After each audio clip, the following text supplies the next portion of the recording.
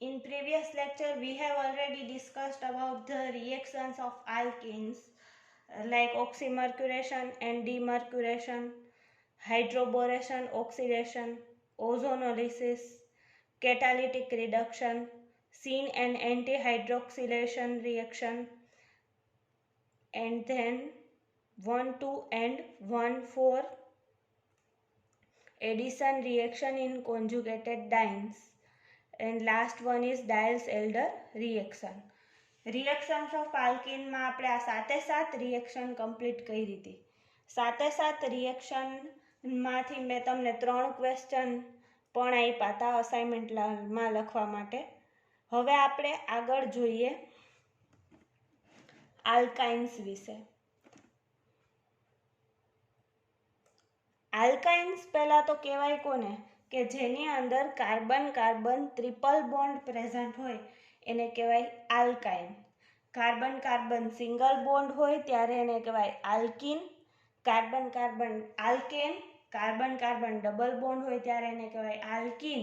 અને કાર્બનની કાર્બન વચ્ચે triple bond હોય ત્યારે એને કહેવાય આલ્કાઇન્સ. હવે આલ્કીનની પ્રિપેરેશન તમે સેમેસ્ટર 1માં જોઈ ગયા હતા, એટલે ડાયરેક્ટ ચેપ્ટરની શરૂઆત થઈ હતી રિએક્શન્સ ઓફ આલ્કીનથી. હવે આજે આપણે સૌથી પહેલાં જોવાનું છે ફોર્મેશન ઓફ આલ્કાઇન્સ, અથવા તો અહીંયા એમ હોય પ્રિપેરેશન ઓફ આલ્કાઇન્સ, તો પણ આ જ આન્સર આવે. અથવા તો એમ હોય સિન્થેસિસ ઓફ આલ્કાઇન્સ, તો પણ આ જ આન્સર આવે. ફોર્મેશન ઓફ આલ્કાઇન્સ, પ્રિપેરેશન ઓફ આલ્કાઇન્સ કે પછી સિન્થેસિસ ઓફ આલ્કાઇન્સ, ગમે તે હોય ત્રણેયનો આન્સર શું આવશે તો કે આ જ. પ્રિપેરેશન ઓફ આલ્કાઇન્સ એમાં કેટલા પ્રકારે જુદી જુદી રાતા થાય છે એ આપણે પહેલાં જોઈએ. તો એ જોતા પહેલાં સૌથી પહેલાં આ ક્વેશ્ચન ફોર્મેશન ઓફ આલ્કાઇન્સ અથવા સિન્થેસિસ ઓફ આલ્કાઇન્સ એ તમારી એક્ઝામની અંદર પૂછાશે જ. તમારે જ્યાં લખવું હોય ત્યાં લખી નાખજો, આ ક્વેશ્ચન હશે જ. Hydrocarbon having triple bond between carbon-carbon atoms are known as alkynes. Formation of alkynes are following. એમાં ફોર્મેશન ઓફ આલ્કાઇન્સમાં 3 પ્રકાર છે. એમાં પહેલું છે ડીહાઇડ્રોહેલોજિનેશન ઓફ વિસિનલ ડાયહેલાઇડ. જો તમને નામ આવડતા હશે ને તો એ ઘણું સહેલું થઈ જશે. પહેલાં તો ડી એટલે શું તો કે દૂર થવું. કોણ દૂર થશે? એક તો હાઇડ્રોજન ને એક તો હેલોજન. હાઇડ્રોજન એટલે H અને હેલોજન એટલે X. તો કે આ રિએક્શનની અંદર HX દૂર થતા હશે. શેમાંથી? તો કે વિસિનલ ડાયહેલાઇડ્સમાંથી. હવે ડાયહેલાઇડ્સ એટલે તો ખબર કે 2 હેલોજન પ્રેઝન્ટ. આ વિસિનલ એ તમને કદાચ ખબર નહીં હોય, તો વિસિનલ કોને કહેવાય એ જોઈએ. આ આટલું બધું જે ડિસ્ક્રિપ્શન આપ્યું છે ને એની તમારે કાંઈ જ જરૂર નથી. એને હું તમને કહું એ રીતે લખવાનું છે. સૌથી પહેલાં તો તમારો ક્વેશ્ચન છે ફોર્મેશન ઓફ આલ્કાઇન્સ. તો કાર્બન કાર્બન જેની અંદર ટ્રિપલ બોન્ડ પ્રેઝન્ટ હોય એને શું કહેવાય? આલ્કાઇન્સ કહેવાય. એમાં ફર્સ્ટ છે ડીહાઇડ્રોહેલોજિનેશન ઓફ વિસિનલ ડાયહેલાઇડ્સ. વિસિનલ ડાયહેલાઇડ્સ, હવે જુઓ ડાયહેલાઇડ્સ એટલે આ એક હેલોજન છે અને આ બીજો હેલોજન છે. આ બંને હેલોજન છે એ પાસેના કાર્બન ઉપર અલગ અલગ આવેલા છે, એટલા માટે પહેલાં તો 2 હેલોજન છે એટલે એને ડાયહેલાઇડ કહેવાય. બંને બાજુના કાર્બન ઉપર છે એટલે એને વિસિનલ કહેવાય. તો આ વિસિનલ ડાયહેલાઇડ્સ છે એની પ્રક્રિયા -HX સાથે કરવામાં આવે, KOHની હાજરીમાં કરવામાં આવે. પોટેશિયમ હાઇડ્રોક્સાઇડની હાજરીમાં પ્રક્રિયા કરવામાં આવે. પોટેશિયમ હાઇડ્રોક્સાઇડ એ બેઝ તરીકે વર્તશે, અથવા સોડિયમ હાઇડ્રોક્સાઇડ NaOH અથવા KOH લેશો એટલે -HX આપણે દૂર કરવાના છે. કેમ કે આપણી પ્રક્રિયાનું નામ શું છે? ડીહાઇડ્રોહેલોજિનેશન. ડી એટલે દૂર થવું. કોણ? તો કે હાઇડ્રોજન અને હેલોજન દૂર થાય. તો અહીંયાથી H અને અહીંયાથી X આ -HX તરીકે રિમૂવ થાય. તો પછી આ કાર્બનની વેલેન્સી સેટ કરવા માટે અહીંયા શું મૂકવું પડે? ડબલ બોન્ડ મૂકવા પડે. બાકી બધું હતું એમને એમ છે. હજી આપણો પ્રશ્ન શું છે? તો કે આપણો પ્રશ્ન છે ફોર્મેશન ઓફ આલ્કાઇન્સ, એટલે કે કાર્બન કાર્બન વચ્ચે શું આવવું જોઈએ? Triple bond. હજી આપણે પહેલો સ્ટેપ કર્યો તો માત્ર કાર્બન કાર્બન વચ્ચે શું આવ્યું? તો કે ડબલ બોન્ડ આવ્યો. હજી એકવાર આને આ પ્રોસેસ કરીએ એટલે કે ફરીથી પોટેશિયમ હાઇડ્રોક્સાઇડ સાથે પ્રક્રિયા કરતા આ H અને આ X રિમૂવ થઈ -HX થાય તો અહીંયા કાર્બન કાર્બન શું આવી જાય? Triple bond. અને બસ આ જ કાર્બન કાર્બન ટ્રિપલ બોન્ડ છે એને જ શું કહેવાય? આલ્કાઇન્સ. આપણે આપણો આલ્કાઇન મળી ગયો. બસ પછી એવી રીતે તમારે એક્ઝામ્પલ સેટ કરી નાખવાનું. આરની જગ્યાએ મિથાઇલ ગ્રુપ, આ બધું હતું એમને. એક્સની જગ્યાએ બીઆર બાજુના કાર્બન ઉપર છે એટલે વિસિનલ છે. આનું નામ થાય 1 2 ડાયબ્રોમો, 3 ટોટલ કાર્બન છે એટલે પ્રોપેન. જો સોડામાઇડ સાથે પ્રક્રિયા કરો તો ડાયરેક્ટ તમને શું મળી જાય? પ્રોપાઇન મળી જાય. પ્રોપેનમાંથી પ્રોપાઇન મળી જાય, સોડિયમ બ્રોમાઇડ અને એમોનિયા છૂટો પડે. જો સોડામાઇડ વાળું ન લખવું હોય તો અહીંયા આરની જગ્યાએ મિથાઇલ ગ્રુપ લખી, એક્સની જગ્યાએ બીઆર લખીને તમે આ પ્રક્રિયા આખી એક્ઝામ્પલ તરીકે લખી શકશો.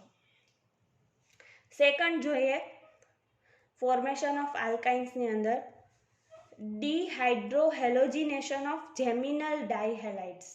હવે જો આની પહેલા કોણ હતું? વિસિનલ હતું કે બે હેલોજન ડાયહેલાઇડ હશે જ. એ પાસ એના કાર્બન ઉપર હતા એટલે એને વિસિનલ ડાયહેલાઇડ કીધું. બે હેલોજન ગ્રુપ એક જ કાર્બન ઉપર હોય ત્યારે એને શું કહેવાય? Geminal dihalide. બસ પછી તો આની જેમ પ્રક્રિયા કરવાની. કેવો હોય છે અહીંયા -KX નહીં થાય, શું થશે? ડિહાઇડ્રોહેલોજિનેસ. એટલે અહીંયા -HX થશે. અહીંયા ભૂલ છે, આ KX ની જગ્યાએ HX કરી નાખજો. પહેલા બનશે વિનાઇલ હેલાઇડ. ફરીથી ઇનાઇલ પ્રક્રિયા કરતા આપણને આલ્કાઇન્સ મળી જશે. ઇનાઇલ ઓલામાં પ્રક્રિયા કરી હતી એમ અહીંયા 1 1 આવશે કેમ કે આ જેમિનલ છે, બે ઉપર એક જ હેલોજન ગ્રુપ. સોડામાઇડ સાથે પ્રક્રિયા કરતા NaNH2 તો આપણને મળશે પ્રોપાઇન ડાયરેક્ટ, NaBr અને NH3 છૂટા પડશે. Process 3 dehalogenation of tetrahalide. આપણે ટેટ્રાહેલાઇડ જોઈએ તો કેવી રીતે? તો કે આ રહ્યું 1 1 2 2 ટેટ્રાહેલો આલ્કેન. એની પ્રક્રિયા કોની સાથે કરવાની? તો કે એની પ્રક્રિયા ઝિંક અને in the presence of alcohol પ્રક્રિયા કરતા ડાયરેક્ટ શેમાં કન્વર્ટ થઈ જશે? આલ્કાઇનમાં. અને આ Zn અને X2 છે એ 2ZnX2 તરીકે રિમૂવ થઈ જશે. એટલે ટોટલ 2 અને 2 4, 2 દુ 4 હેલોજન છે, 1 2 3 અને 4. એ 4 હેલોજન અહીંથી વયા જાય તો આ કાર્બન કાર્બન વચ્ચે શું આવી જાય? ટ્રિપલ બોન્ડ આવી જાય. પ્રક્રિયાના એક્ઝામ્પલ તરીકે આરની જગ્યાએ CH3CH2 લીધા, તમે ગમે તે લઈ શકો. ઝિંક આલ્કોહોલ ડાયરેક્ટ શેમાં કન્વર્ટ થઈ જાય? 4 કાર્બન છે એટલે બ્યુટાઇનમાં. અને ZnCl2 છૂટા પડે કેમ કે અહીંયા શું લીધું છે? Cl.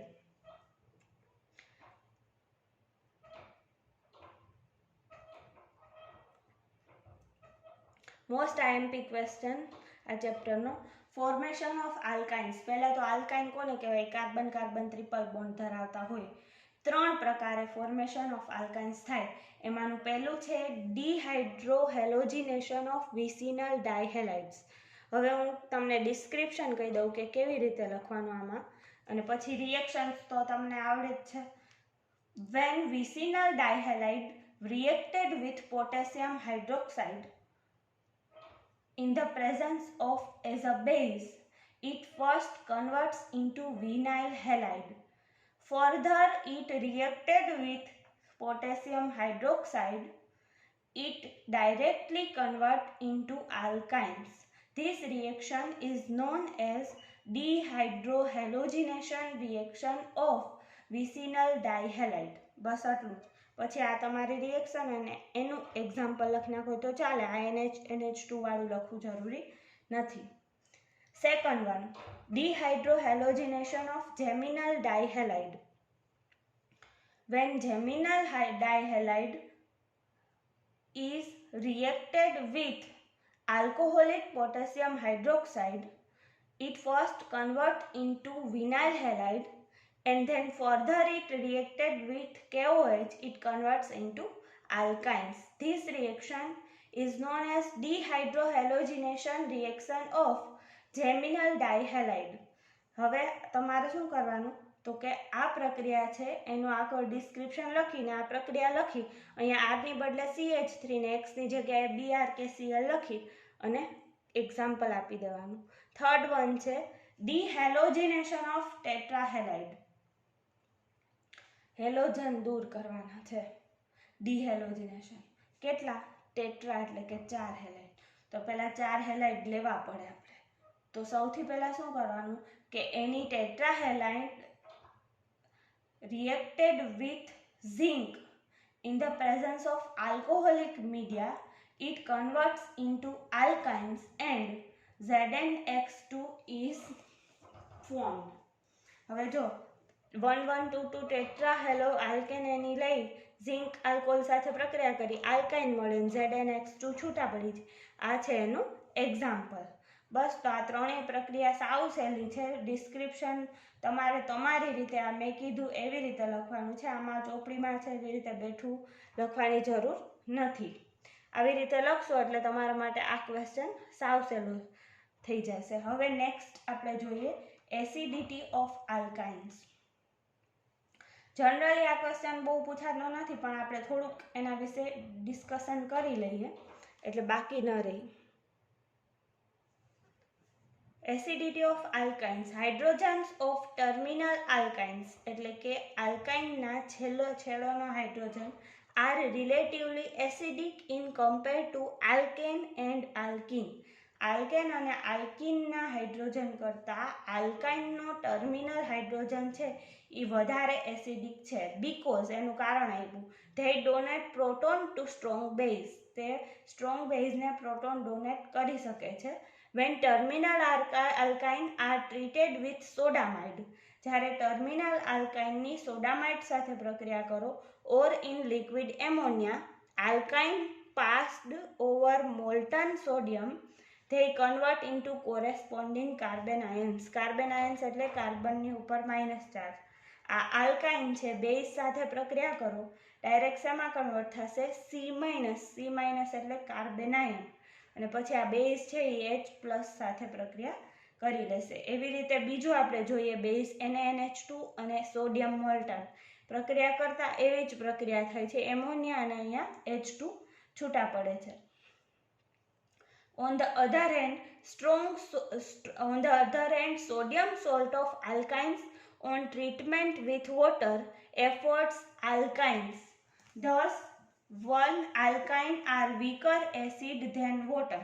એ તો ખબર જ છે આપણને કે આલ્કાઇન છે વોટર કરતાં તો વીકર એસિડ જ હોય, અને એ આલ્કેન અને એનો આલ્કીન છે એના કરતાં કેવા છે તો કે વધારે એસિડિક એનો ટર્મિનલ હાઇડ્રોજન છે. આ અમુક પોઈન્ટ તમારે યાદ રાખવાના છે. આપણો કાર્બન ટ્રિપલ બોન્ડનો સોડિયમ સોલ્ટ છે એ વોટર સાથે પ્રક્રિયા કરે તો આલ્કાઇનમાં કન્વર્ટ થાય, અને NaOH છે આ H છે એ અહીંયા આવી જાય, અને આ Na અને OH છે એ NaOH સાથે NaOH બનાવી દે. NaOH એટલે એક પ્રકારનો બેઝ થયો. Alkene or alkane cannot give reaction with sodium and sodamide. Alkane અને આલ્કીન છે એ સોડામાઇડ સાથે અથવા સોડિયમ સાથે પ્રક્રિયા આપતા નથી. Thus, alkynes that have acidic character are differing from alkene and alkane. એટલા માટે આલ્કાઇન છે એનું એસિડિક કેરેક્ટર એ આલ્કીન અને આલ્કેન કરતાં જુદું છે. એનું કારણ શું છે તો કે reason four acidity of is that the strength of acid is depending on the stability of an anion after removal of proton. જે એનાયન આપણે આ બન્યો ને કાર્બન ઉપર નેગેટિવ ચાર્જ હોય અને કાર્બન આયન કહેવાય, એના ઉપર ડિપેન્ડ કરે છે. And the strength of anion of alkyne is more than anion of alkene and alkane. Therefore, alkyne have more acidic character. આપણે જે કાર્બન આયન આલ્કાઇનમાં બન્યો એ વધારે એસિડિક છે કોના કરતાં? આલ્કીન અને આલ્કેન કરતાં. હવે નેક્સ્ટ પોઈન્ટ જોઈએ આપણે. Carbon atom in alkyne are in sp હાઇબ્રિડાઇઝ્ડ. હવે સૌથી પહેલાં તો જો કાર્બન સિંગલ બોન્ડ હોય એને આલ્કેન કહેવાય, એમાં હાઇબ્રિડાઇઝેશન હોય sp3. પછી કાર્બન ડબલ બોન્ડ હોય એને આલ્કીન કહેવાય, એમાં હાઇબ્રિડાઇઝેશન હોય sp2. પછી કાર્બન ટ્રિપલ બોન્ડ હોય એને આલ્કાઇન કહેવાય, કે જેના વિશે અત્યારે આપણે સ્ટડી કરી રહ્યા છે એને કહેવાય, એનું હાઇબ્રિડાઇઝેશન હોય sp. તો carbon atom in alkyne are sp hybridized, hence have more s character than in ethylene એટલે કે આલ્કીન. આલ્કીન sp2 હોય અને આલ્કેન sp3 હાઇબ્રિડાઇઝ હોય. આપણો આલ્કાઇન છે એમાં sp હાઇબ્રિડાઇઝેશન છે. તો electrons of s orbital are closer to nucleus than p electrons and s orbitals are more electronegative than p orbitals. એ તો તમને ખબર જ છે, 11 થી આપણે ભણતા આવીએ. So that increasing s character of a hybrid orbital makes the orbital more electronegative and therefore the order of electronegativity is. Electronegativity નો ઓર્ડર પણ આપણને ખબર છે. સૌથી પહેલા સૌથી વધારે કોનો છે? S, પછી P, પછી sp, પછી sp2 ને લાસ્ટમાં કોણ આવે?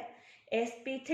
And now it is clear that carbon hydrogen bond in one alkyne is slightly more polar than carbon hydrogen bond in alkene and alkanes.